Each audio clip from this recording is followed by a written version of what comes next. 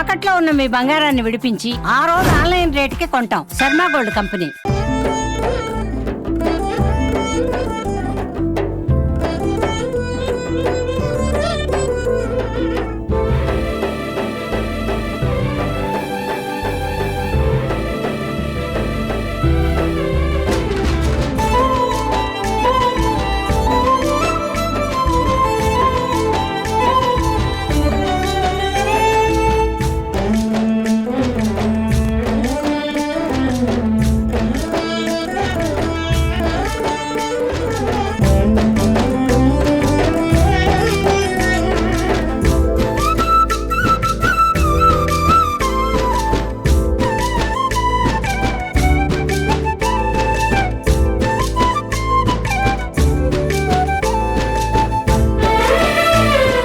నమస్కారం, welcome to Suman TV.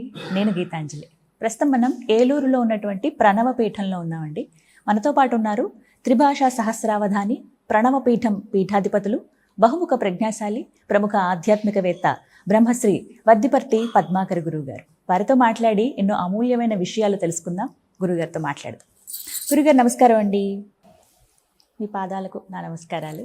చాలా సంతోషం మిమ్మల్ని కలవటం. ఎప్పటి నుంచో అనుకుంటూ ఉన్నాం, సందర్భం రావాలి దేనికైనా అని అంటారు. ఇంటర్వ్యూకి అంగీకరించినందుకు ధన్యవాదాలు తెలియజేస్తున్నాము.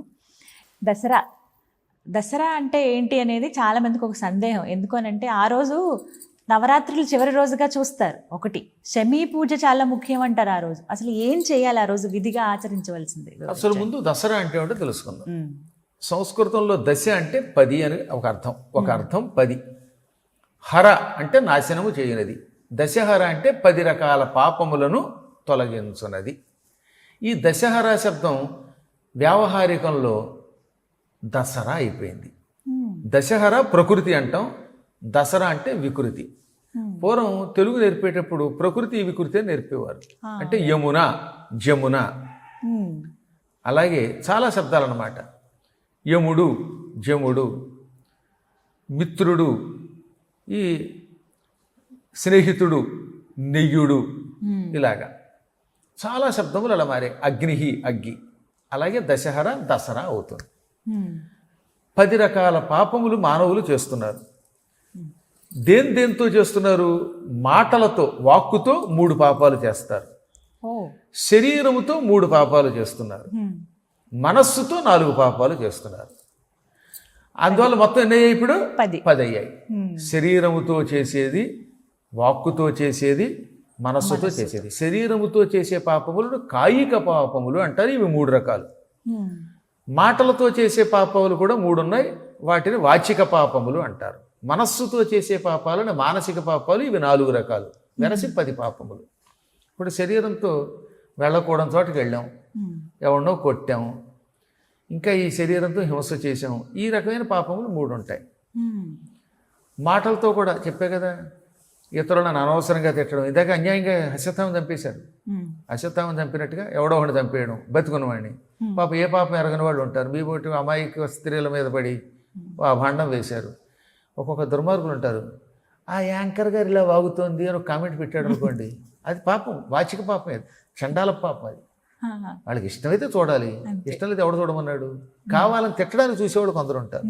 మీరు ఎన్ని చేయండి, బొట్టు పెట్టుకుంటే ఎందుకు అమ్మవారిలాగా అంత బొట్లు పెట్టింది అంటారు. పెట్టుకోకపోతే ఆ యాంకర్కి బొట్టు పెట్టండి అని చెబుతారు. గొలుసు వేసుకున్నారు అనుకోండి, నగలు ప్రదర్శించింది అంటారు. వేసుకోలేదు అనుకోండి, ఏమిటో బోసివాడ అంటారు. మీరు ఏం చేసినా ఏదో జుట్టుకే వస్తాయి. అన్నిటికీ ఈ రకంగా వాక్కులతో చేసే పాపాలు ఉన్నాయి. అనవసరంగా ఎవరిని ఏం అనకూడదు. ఇవి 3 రకాలు. ఇంకా మనస్సులో చేసే పాపాలు కనపడవులండి. శరీరంతో మాటలతో కనపడతాయి. మనస్సులో ఎవరేమనుకుంటారు, ఏం తెలుస్తుంది? ఇప్పుడు ఎదురుగుండా కూర్చున్న వాళ్ళంతా మనల్ని చూసి ఓహో దేవుడా అని దండం పెట్టారు అనుకుంటాం. లోపల ఏడుస్తూ ఉండొచ్చు. ఆ మధ్యన ఒకడు వచ్చాడు, గురువు గారు నేను పాపం చేశానండి అన్నాడు. నా దగ్గరికి వచ్చి ఇది జరిగింది, ఇక్కడే ఉన్నాడు ఒక కుర్రాడు, పిలిపిస్తే ఆశ్చర్యపోతారు. ఏమిటో ఆయన అంటే, గురువు గారు మీకు అందరూ దండం పెడుతున్నప్పుడు లోపల కుళ్ళిపోయిందండి నా మనసు. గురువు గారికి దండం పెడుతున్నారు, నాకు దండం పెట్టట్లేదు, లోపల కసి వచ్చేసింది. ఆ తర్వాత కాసేపు నాకు ఇదేమిటి గురువు గారి సాధన వల్ల నమస్కరించారు, నాకు నమస్కరించలేదు, ఈ మాత్రానికే మానసికంగా బాధపడ్డారు. పైకి దండం పెట్టాడు, లోపల మాత్రం ఈర్ష్య పడ్డాట. అంటే ఇది మనకు కనపడదుగా, కనిపించదు. వాడు దండం పెడుతున్నాడు, చెప్తేనే ఇప్పుడు కూర్చున్న వాళ్ళంతా నమస్కారం చేస్తున్న వాళ్ళంతా నిజంగా భక్తులా? ఏమో ఎవడెందుకు వస్తున్నాడు ఎవడో తెలుసు. కాబట్టి మానసికమైన దోషములు కనపడం. ఇలాంటివి 4 రకాలు. ఈ పాపములను తొలగించడం కోసం దశహర అనే ఒక పండుగని భగవంతుడైన బ్రహ్మ ఏర్పాటు చేశాడు మొదట్లో. ఇది బ్రహ్మ చేత ఏర్పాటు చేయబడింది. బ్రహ్మోత్సవాలు ఎలా ఏర్పాటు చేశారో తిరుపతిలో, అవి బ్రహ్మ ఏర్పాటు చేసినవి, ఇవి కూడా అటువంటివి. ఈ 10 పాపములు ఒక్కొక్క రోజుకు ఒక్కొక్క పాపం తొలగేలా చేశాడనమాట. అందువల్ల 10 రోజులు పూజిస్తే ఈ 10 పాపములు నశిస్తాయి. అందుకని దసరా. కాకపోతే అన్ని రోజులు చేసే శక్తి కలియుగంలో లేదు. వాళ్ళకేం చెప్పారనమాట, అష్టమి, నవమి, దశమి ఈ 3 రోజులైనా పూర్తి చేయండి, పూజలు చేసి తద్వారా పాపములను తొలగించుకోండి అన్నారు. అష్టమి, నవమి, దశమి. ఒకవేళ పాపం ఉద్యోగులు కొందరు ఉంటారు. ఇప్పుడు మీలాంటి వాళ్ళకి ఉద్యోగం ఏదో ఒకటి చేస్తే కానీ పోషణ వెళ్ళకపోవచ్చు, లేదా ఇంకేవో కొన్ని కార్యక్రమాలు ఉంటాయి. పోనీ ఇంకా మీరంటే కాస్త యాంకర్ కాబట్టి ఈ వృత్తి ఓ రోజుకి సెలవు పెట్టుకోగలరు. రైలు డ్రైవర్ ఏం చేస్తాడు? ఫ్లైట్ డ్రైవర్ ఏం చేయాలి? బస్సు డ్రైవర్ నడపాలి కదా. ఇలాంటి వృత్తులు కొన్ని ఉంటాయి. అలాగే కానిస్టేబుల్స్ పాపం. ఇలా వృత్తుల్లో ఉన్నవాళ్ళు పొరపాటు కూడా 3 రోజులు సెలవు పెట్టలేదు. వాళ్ళకి ఏం చెప్పాడనమాట, నాయన 3 రోజులు కాకపోయినా దశమి నాడు, విజయదశమి అంటాం దాన్ని, ఆ దశమి నాడైనా ఒక్క పూట కూర్చొని పూజ చెయ్యి. దానివల్ల కూడా ఈ దసరా మొత్తం 10 రోజులు పూజ చేయటం వల్ల వచ్చే ఫలితం లభిస్తుంది. పూట చేయలేకపోతే ఏం చేయాలి? ఒక్క ఘడియ కాలమైనా చెయ్యి. అది కూడా చేయలేకపోతే ముహూర్తం అంటే 24 నిమిషములైనా చెయ్యి. ముహూర్తం చేయలేకపోతే 24 నిమిషాలు కూడా పూజ చేయలేకపోతే ఏమన్నాడు తెలుసా? క్షణం చేయమన్నాడు. ప్రమాణం చెబుతున్నాను, దేవీ భాగవత మహిమలో ఉంది ఇది. దినమర్థం తదర్థం వా ముహూర్తం క్షణమేవ వా ఏ శృణ్వంతి సదా భక్త్యాం నతేషాం దుర్గతి క్వచిత్. ఒక రోజు, దినము అంటే 24 గంటలు, తదర్థం అందులో సగం కానీ, లేదా అందులో ముహూర్తం 24 నిమిషాలు కానీ, క్షణమేవ ఒక క్షణకాలమైనా సరే దేవిని పూజించు, దేవి యొక్క మహిమ విను, అమ్మవారి చరిత్ర విను. అలా ఎలా పూజించగలుగుతారు? క్షణంలో కూడా ఏముంది, అమ్మా నమస్కారం అంటే చాలుగా. శ్రీమాత్రే నమః క్షణంలో అయిపోలా? అవునా? వినమన్నాడు కనీసం. ఏమిటి వినాలి? శ్రీమాత్రే నమః అని ఎవరైనా అంటుంటే వినండి. వినడానికి క్షణం కంటే ఎక్కువ పట్టదు కదా.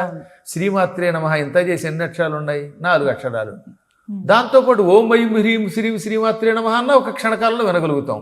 అందుకని అమ్మవారి నామమైన ఒక క్షణమైనా వినండి. అలా విన్నంత మాత్రం చేత ఆ వ్యక్తికి దుర్గతి క్వచిత్ అన్నాడు. ఎక్కడుంది దుర్గతి? అనగా నరకానికి పోవు, మహాభయంకర పాపములు తొలగిపోతాయి అన్నారు. కానీ ఇది ఎవరికి? ఉద్యోగంలో కష్టాలతో ఉన్న వాళ్ళకి, సెలవు లేని వాళ్ళకి. అది అందరూ మళ్ళీ అడ్వాంటేజ్గా తీసుకోరా సుమా. ఇప్పుడు నాబోటి వాడు 10 రోజులు పూజ చేయడానికి దీక్షతో ఉన్నటువంటి వాడికి నా వృత్తి ఇది అయినప్పుడు, నేను అమ్మని పూజించడానికే పుట్టినప్పుడు నేను అడ్వాంటేజ్గా తీసుకోకూడదు. దీన్ని ఏదో ప్రమాణంగా తీసుకుని మానేయడానికి లేదు. కేవలం నిరంతరం ఉద్యోగ నిర్వహణలో ధర్మములో ఉంటూ బ్రతకవలసినటువంటి వారికి క్షణమైనా ఇచ్చారు. అవకాశం ఉన్నవారు 10 రోజులు సమస్తం విడిచిపెట్టి పూజించాలి, లేదా 3 రోజులు కనీసం విజయదశమి నాడైనా పూజించాలి. ఇందాక మీరు ఏమన్నారు? విజయదశమి నాడు ఏమేం చేయాలి? శమీ పూజ అన్నారు. విజయదశమి నాడు తెల్లవారుజామున లేవలను. ఆరోగ్యం సహకరించేవాడు తలారా స్నానం చేసి తీరాలి. తమ తమ సంప్రదాయాలను బట్టి ఊర్ధ్వపుండ్రాలు కానీ, లేకపోతే విభూతి రేఖలు కానీ, కుంకుమ కానీ ధరించాలి. కట్టుకున్న బట్టలు మంచి బట్టలు కట్టుకోవాలి. ఓ పట్టు చీరలే కట్టుకోక్కర్లా. వాడు ఏం చెప్పాడు? నార చీరైనా ఉతికింది కట్టుకోమన్నాడు, వారి వారి శక్తిని బట్టి. వస్త్రాలు పవిత్రనాడు. మాదేముంది, మా గుడ్డలకి ఏముంది విలువ, గట్టిగా మాడితే ఇవాళ రోజునంటే కాస్త 100, 150 వచ్చేస్తున్నాయి. పూర్వం అయితే 10 రూపాయలకు కూడా వచ్చేవి. గురువులు ధరించింది చాలా విలువైనది గురువు గారు. అసలు కాకపోతే కాస్త ఉతికి ఆరవేసినటువంటిది పవిత్రంగా ఉన్నవి కట్టుకోండి. ఆ తర్వాత అమ్మవారి సన్నిధానంలో కూర్చోండి. అమ్మని మీ శక్తుల్ని బట్టి పూజించండి. లలితా సహస్రనామం చాలా అద్భుతమైనది. బ్రహ్మాండ పురాణంలో ఉన్న ఈ సహస్రనామ స్తోత్రంతో అమ్మని పూజిస్తే అమ్మ బ్రహ్మానందం పొందుతుంది. ఎందుకంటే ఈ స్తోత్రాన్ని మానవులు రాయలేదు, వ్యాసుడు కూడా నేను రాశానని చెప్పలా. వసిన్యాది వాగ్దేవతల చేత రాయబడింది అన్నాడు. అమ్మవారు ఒకప్పుడు తన శరీరము నుంచి 8 మంది స్త్రీలను సృష్టించింది. వాళ్ళ వల్లే వాక్కు లభిస్తున్నది. వాళ్ళని వాగ్దేవతలు అంటారు. వసిని, కామేశ్వరి, మోదిని, విమల, అరుణ, జయిని, సర్వేశ్వరి, కౌళిని. ఈ 8 మందిని వాగ్దేవతలు అంటారు. వీళ్ళ చేత రాయించిందమ్మ. ఒక్క అక్షరం తూచే ఉండదు తెలుసా ఇందులో. సంస్కృతంలో పాదపూర్తి కోసం తూచే వాడతారు. కొన్ని చోట్ల చాలా అద్భుత అర్థాలు వస్తాయి, కొన్ని చోట్ల కేవలం మరియు అనడానికి వాడతాం.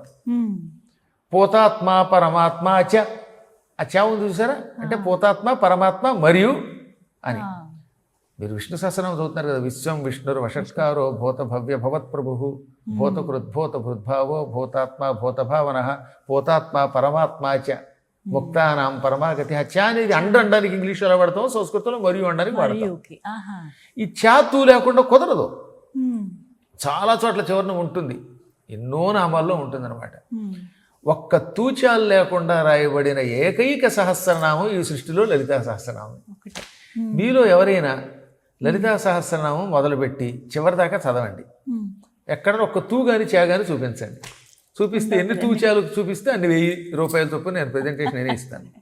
శ్రీమాత శ్రీ మహారాజ్ఞి శ్రీమత్సింహాసనేశ్వరి చతగ్రకుండ సంభూత దేవకారి సముద్యత ఇలా మొదలుపెట్టి శ్రీ శివ శివశక్తి రూపిణి లలితాంబిక దాకా ఎక్కడ ఒక్క తూచే ఉండదు. అంటే వ్యర్థ పదములు లేకుండా కేవలము అమ్మవారి యొక్క విశేషనామములు, ఆవిడ లీలలు, మంత్రములు వర్ణింపబడిన అపూర్వమైన లలితా సహస్రనామ స్తోత్రం ఈ కాలంలో చదువుతూ కుంకుమ పూజ చేయటం, పుష్ప పూజ చేయటం అదృష్టం. కుదరలేని వాడు ఖడ్గమాల స్తోత్రం చదువుకోండి. అది కుదరకపోతే గురువుల ద్వారా అమ్మవారి మంత్రం ఏదో ఒకటి ఉపదేశంగా పొంది ఆ ఉపదేశ మంత్రం చేయండి. ఏదో ఒక ఉపదేశం ఉంటే లాభం. గురువుపదేశం లేని వాడి జన్మ వ్యర్థం అవుతుంది. ఎప్పుడైనా ఏదో ఒక మంత్రాన్ని. ఇప్పుడు మీరు యూనివర్సిటీలో డైరెక్ట్గా స్టూడెంట్గా జాయిన్ అయ్యి గురువుల దగ్గర చదువుకున్న దానికి కరస్పాండెన్స్ కోర్సులో చదువుకున్న దానికి ఎంత తేడా ఉంటుంది? కరస్పాండెన్స్ కోర్సులో సర్టిఫికెట్ వస్తుంది, కానీ సంపూర్ణ జ్ఞానం ఎప్పటికీ రాదు. ఎక్కడో ద్రోణుండి విగ్రహంగా పెట్టుకున్న ఏకలవ్యుడు లాంటి వాడిని పక్కన పెడదాం. ఆ ఏకలవ్యుడు కూడా బొట్టనవేలు పోయించేవారికి. ఎందుకని? గురువు దగ్గర ముఖాముఖి చదువుకోకపోవటం వల్ల. గురు శుశ్రూష లేకుండా కరస్పాండెన్స్ కోర్సు ద్వారా చదువుకోవడం ఎటువంటిదో, తల్లి దగ్గర ఇంకొకళ్ళ దగ్గర నేర్చుకోకుండా పుస్తకాలు చూసి వంట చేయటం ఎటువంటిదో, ఉపదేశం లేకుండా ఈ వీడియోలు చూసో ఇంకోటి చూసో మంత్రాలు అనుష్ఠానం చేయడం అటువంటిది. కానీ చాలా వరకు ఇప్పుడు చూస్తున్నాం కదా గురుగారు, వీడియోల్లో ఇప్పుడు మేము చెప్తున్నాం కాబట్టి మీకు ఉపదేశం అయినట్టే, మీరు ఇంకా మంత్రం చేసుకోండి కనపడుతున్నాం కనుక ఇప్పుడు దేవుడు స్పష్టముగా వాళ్ళకి ఉచ్చారణ తెలియజేస్తూ విధానం తెలియజేసే పండితులు చెబితే మళ్ళీ ఎవడబడితే వాడికి ఏ స్వరానికి ఎలా పలకాలో తెలియదు. ఇప్పుడు అక్షరాలు పలకడానికి ఒక స్థానం ఉంటుందమ్మా. వంట చేయడానికి ఎంత విధానం చేస్తున్నారో ఇప్పుడు మీరు. అందులో వాడు తగినంత ఉప్పు అంటాడు, ఏం చేస్తారు? ఒక ఆవిడ వంట నేర్చుకుందిట, పెళ్ళయ్యాక వంట నేర్చుకుంది. పప్పు వండుము, ఆ పప్పు ఉడికిన తర్వాత సాంబారుగా ఉడకబెట్టము, తగినంత ఉప్పు ఏమంటే తగినంత అంటే ఏమనుకుంది ఆవిడ? కేజీ కందిపప్పు కాబట్టి దానికి తగిన ఉప్పు కేజీ అనుకుని కేజీ వేసింది. తగినంత అంటే కేజీ ఉప్పు వేస్తే ఏమైంది? అది ఆ ఉప్పు పోయింది వరకు మహా భయంకరంగా తయారవుతుంది. అలా తయారవుతుంది. ఇక్కడి నుంచి పలకాలి. ఎక్కడి నుంచి? అకుహ విసర్జనీయానాం కంఠ. వ్యాకరణంలో పాణినీయ వ్యాకరణంలో సూత్రం ఏమిటి? అకుహ విసర్జనీయానాం కంఠ. అ క హ ఇక్కడి నుంచి పలకాలి. విసర్గ కూడా ఇక్కడి నుంచి. అందువల్ల క అంటే ఇక్కడి నుంచి పలకాలి. అలాగే ఇచు యశానాం తాలుహు, తాళవ్యంతో పలకాలి. ఈ చ యా, అందుకే తాలువులు పనిచేస్తూ ఉంటాయి. ఏదైతో కంఠ తాలుహు, ఏ అన్నప్పుడు కంఠము తాలువు రెండూ కలిపి పనిచేస్తాయి. ఇప్పుడు పంచదశి మహామంత్రాన్ని ఎవడబడితే వాడు వీడియోలో చెప్పేస్తున్నాడు కదా. ఇప్పుడు ఈ స్వరాన్ని ఎలా పలకాలో తెలియకుండా చెబితే వాడు వెళ్ళి బురదలో పడతాడు. ఇచ్చిన వాడికి పాపం, వచ్చిన వాడికి పాపమే. దాని గురించి చక్కగా అమ్మ శ్రీమాత్రే నమః అంటే చాలు కదా. అందువల్ల కయ్యే ఏ లక్ష్మీ అని చదివేశాడు ఒకడు. ఆ ఏ అలా చదవకూడదు. క ఏ ఇక్కడి నుంచి పలకాలి. ఏ అనాలి. ఈ లహ్రీం క ఏ ఏలహ్రీం, కయ్యే ఏలహ్రీం అని అనుకోండి. అది యా యా చదువుతున్నాడు వాడు, తాలువుతో చదువుతున్నాడు. కంఠ తాలువుతో చదవకుండా. అందువల్ల అదే గురువు అయితే ఎక్కడి నుంచి పలకాలో చెబుతాడు. తెలియకపోతే ఏమవుతుంది? ఇప్పుడు సకారం దంత్యం, శకారం తాళవ్యం, రెండుకి ఎంత తేడా ఉంది మరి. అందువల్ల శ స ఈ రెండింటికి ఎంత తేడా ఉందనే విషయం తెలియనటువంటి అజ్ఞాని చదివితే శాస్త్రం లేక శాస్త్రం ఏమైంది అన్నాడంటే ఈ శాస్త్రం అయితే దానికి తగిన శాస్త్రం అవుతుంది. అందుకని పూర్వం వ్యాకరణం చదివేటప్పుడు ముందు ఈ సూత్రాలు చెబుతారనమాట. ఇవన్నీ అయిన తర్వాత ఎంత చదివితేనో శబ్దం మీద పట్టు వస్తుంది. శబ్ద బ్రహ్మోపాసన లేకుండా ఉత్తినే గోవిందాయ నమః అని పళ్ళిలో పెట్టుకు చదివితే అప్పుడు గోవిందుడు ఎందుకు వస్తాడు? నమః లేకుండా ఉత్తి గోవింద అంటే పర్వాలేదమ్మా. నారాయణ, గోవింద, కృష్ణ, దామోదర ఈ నామములు ఉచ్చరించేటప్పుడు బండబూతులు చదివినా సంతోషిస్తాడు ఆయన. కానీ మంత్ర రూపంలో వచ్చేసరికి ప్రతి అక్షరమునకు స్వరం ఉంటుంది. కాబట్టి చిన్నప్పటి నుంచి 10-12 ఏళ్ల పాటు వ్యాకరణాదులలో శిక్షణ తీసుకుని చేసినటువంటి వాళ్ళు గురువులు అవుతారు తప్ప స్వరాన్ని ఇష్టం వచ్చినట్టు మారిస్తే దానివల్ల ఏమీ ఉపయోగం లేదు. కొన్ని మంత్రములను గురువుల ద్వారా ఉపదేశం పొందండి, ఆ ఉపదేశ మంత్రం చెయ్యండి. ఉపదేశము లేకపోతే హాయిగా శ్రీమాత్రే నమః ఇలాంటి లేదా లలితా సహస్రంలో ఒక నామం తీసుకోండి, శ్రీమాత అనుకోండి, పర్వాలేదు, అమ్మవారికి ఆనందం కలుగుతుంది. రామ లేక లామ అంటే కూడా ఆనందపడతాట రాముడు. ఎందుకని? మనందరం చిన్నపిల్లలం గనక. మా మనవడు వచ్చాడు అనుకుందాం, వాడు వచ్చి రామ అనమంటే లామ అంటే ఆహా నా మనవాడు ఎంత ముద్దుగా పలికాడు అంటున్నావా లేదా? మురిసిపోతాం. అలాగే మనం ఎప్పటికీ భగవంతుడికి పిల్లలం కనుక నామం ఎలా ఉచ్చరించినా పర్వాలేదు, మంత్రం దగ్గర జాగ్రత్తగా ఉచ్చరించాలి. ఉచ్చరిస్తే ఉపయోగం, లేకపోతే ఉపయోగం లేదు. ఒక్కోసారి బూడిదలో పోసిన పన్నీరు అవ్వడం పక్కన పెడితే బెడిసి కూడా కొట్టచ్చు. అలా కూడా ఎందుకు ఉండదు? మరి మీరు రోజును భగవంతుడిని ఏమనాలో తెలియక చాముండాయి విచ్చి అనే మంత్రంలో ఒక ఆవిడ ఆ చా విడదీసేసి ఇష్టవచ్చుడు పలిగితే ఏమవుతుంది? అప్పుడు అసభ్యం వస్తుంది కదా. అందువల్ల ఎప్పుడైనా మనం మాట్లాడే మాటను బట్టే ప్రమాదాలు వచ్చి పడతాయి. వచనం వల్లే లాభం, వచనం వల్లే ఇదే. ఓ చిన్న విషయం చెప్పిన విషయం, దేవి భాగవతంలో వృత్రాసుర వృత్తాంతం ఉంటుంది. ఏముంటుంది? వృత్రాసుర వృత్తాంతం. ఇంద్రశత్రో వివర్ధస్వ అని మంత్రం చదవాలనుకున్నాడు త్వష్ట అనే ఒక ప్రజాపతి. ఆ మంత్రం ఏంటి? ఇంద్రశత్రో వివర్ధస్వ. ఇంద్రశత్రువ అంటే ఇంద్రుడికి శత్రువుగా పుట్టబోతున్న ఓ కుమారా వృత్రాసుర వివర్ధస్వ అభివృద్ధి పొందు. ఇంద్రుడి మీద కోపంతో యజ్ఞం చేస్తున్నాడు త్వష్ట అనే ఒక ప్రజాపతి. ఇంద్రుడిని నాశనం చేయడానికి ఎవరిని సృష్టించాలి? ఒక రాక్షసుడిని సృష్టించాలి. వాడు తన కొడుకు అవుతాడు, వాడి ద్వారా ఇంద్రుడిని చంపాలి. అందుకని ఆ పుట్టేవాడు ఇంద్రుడి శత్రువు కదా. అందుకని ఇంద్రునికి శత్రువుగా పుడుతున్న వృత్ర అభివృద్ధి పొందు అని మంత్రం చదువుతూ నెయ్యి వేయబోయాడు. కానీ కోపం ఎక్కువైపోవటం వల్ల, ఆవేశం ఎక్కువైపోవటం వల్ల ఆయాసం వచ్చింది. దానివల్ల ఏం చేశాడు? ఇంద్ర అని ఆపాడు, శత్రు అన్నాడు, వివర్ధస్వ. కేవలం ఇంద్ర శత్రు అని విడదీయడం వల్ల ఏమైపోయిందనమాట? శత్రు నాకు శత్రువైన ఇంద్ర, ఓ ఇంద్రుడా వివర్ధస్వ అభివృద్ధి పొందు. ఇప్పుడు యజ్ఞం ఇంద్రుడికి అభివృద్ధి ఇచ్చింది, పుట్టినవాడికి నాశనం ఇచ్చింది. అక్షరం ఒక్కటి కేవలం గ్యాప్, పైగా అక్షరంలో తేడా కూడా లేదు. ఇంద్ర శత్రు కలపకుండా ఇంద్ర శత్రు అని ఆపడం వల్ల ఇంద్ర శత్రువా నువ్వు అభివృద్ధి పొందు అయ్యింది. దాంతో ఇంద్రుడికే చివరికి విజయం వచ్చింది, వృత్రాసుడు తెచ్చాడు. త్వష్ట లాంటి ప్రజాపతి మహామంత్రవేత్తే రవ్వంత తేడా చేస్తే అంత దెబ్బతింటే ఎవడు పడితే వాడు ఇష్టం వచ్చినట్టు మంత్రాన్ని విరిచేస్తే అప్పుడు అర్థాలు మారిపోతున్నాయి, అనర్థాలు తెచ్చిపెడతాయి. లలితా సహస్రనామంలో ఇలాంటి దోషాలు ఎక్కువగా చేస్తున్నారని చెప్పి సహస్రనామం చదివితే నష్టం లేదు, అదే చెప్పింది ఇప్పుడు మీకు. సహస్రనామం చదివేసుకుంటూ వెళ్ళిపోయారుకోండి, నామముల ఎడల ఏ దోషము లేదు. మీరు ఏం చదివినా అమ్మ సంతోషిస్తుంది. ఒకవేళ తప్పు చదివినా అది మంత్రంగా మారిస్తే, ఇప్పుడు దానికి శ్రీమాత శ్రీ మహారాజ్యం చదివారు, అప్పుడు అందులో తప్పులు వచ్చాయి, తేడా రాదు. కానీ ఓం ఐం హ్రీం శ్రీం శ్రీమాత్రే నమః, శ్రీ మహారాజ్ఞై నమః, శ్రీమత్ సింహాసనేశ్వరీ నమః అని చదువుతున్నప్పుడు ఐంకారంతో బీజాలతో కలిపి అప్పుడు ఉచ్చారణలో లోపాలు వస్తే ప్రమాదం. అందువల్ల ఇప్పుడు చాలామంది రోజు ఉన్మేష నిమిషోత్పన్న అని విడదీయడం, ఉన్మేష నిమిషోత్పన్న విపన్న భువనావళి ఒకటే సమాసం తిరిగిపోవడం వల్ల వచ్చిన ఇబ్బంది.